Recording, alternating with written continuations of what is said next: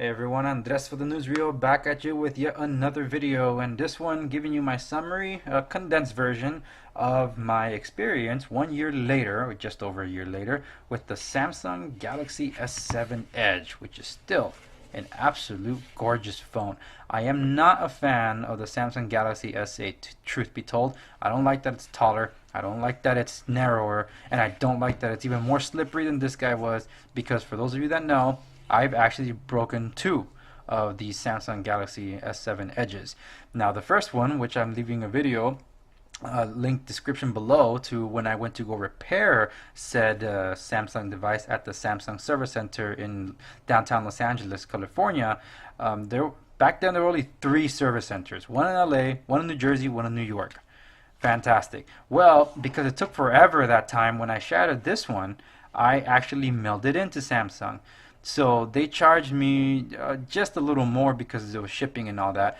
So it was $250 as opposed to $230 for the first repair. But what really upset me was that they were just replacing the screen. They factory reset the whole thing.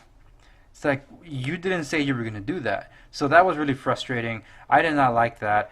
But that's the ownership of dealing with an all glass phone. So anyway, how has the phone held up over time? This is the unlocked version of Samsung Galaxy S7 Edge, and I must tell you, I am not entirely happy. I'm still running 7.0 on this one, but I don't want to say just still running, because this I just got it about a month ago, which is ridiculous because this is the unlocked version directly from Samsung, and I was the last in line to get this device. So I am not happy with the experience that I've had with Samsung directly. Now, where they have excelled has been with Samsung Pay, which has been super awesome. They've excelled and exceeded my expectations with Samsung Health, as I use it for my tracking on all my health data, and I keep on my diary here. But they've been terrible in hardware support, and I knew that going in when I gave them a shot with the Galaxy Note 5. They've done better with international unlocked phones than they have with domestic unlocked phones. Now, how the phone has held up over time, the cameras are still awesome. The processor is still as fast as ever when launching the camera, and I really like that because I can point and shoot whenever I want to. It's hilarious to think that some of my friends didn't even know that feature was in this phone, and they had it for a year until I showed them. Like, wow.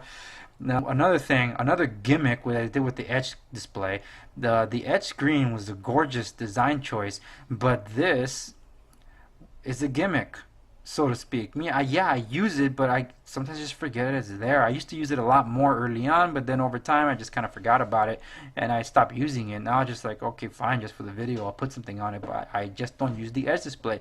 So yeah, I have my issues with Samsung. They're much more gimmicky than they are productive, but again, they really streamlined in this generation last year, like they did with the Note 7, which is a phone that I sorely miss. I don't understand why the always on display feature set to display more notifications took an entire system update to achieve into this phone. It just made no sense to me. It was included with the S7 with the Note 7, but they couldn't put into the S7 Edge until they rolled out Android 7.0.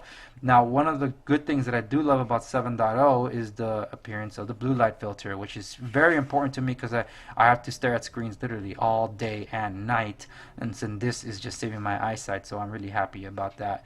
But other than that, is this a phone that I would recommend? I would definitely recommend this phone if you can get it cheaper.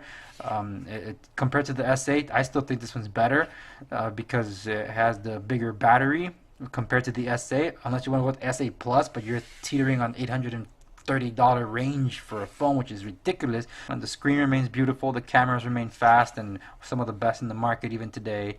And well, you just hope that Samsung continues to support this device and not forget about it just because they rolled out the S8 and have to iron out those kinks.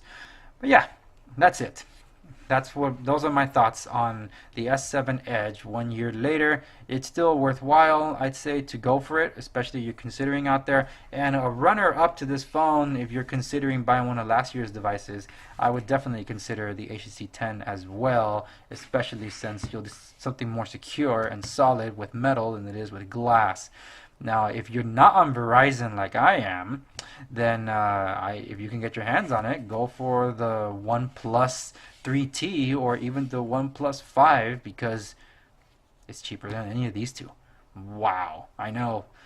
And I believe the OnePlus 5 should technically be able to work on Verizon. They're not guaranteeing it, of course, but well, there you go.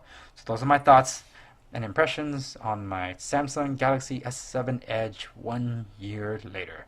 Like, share, subscribe, stay in the know, guys. I do have some other videos in the works, including fitness apps that I definitely want to share with everybody. So stay tuned for that, and I'll see you in the next video.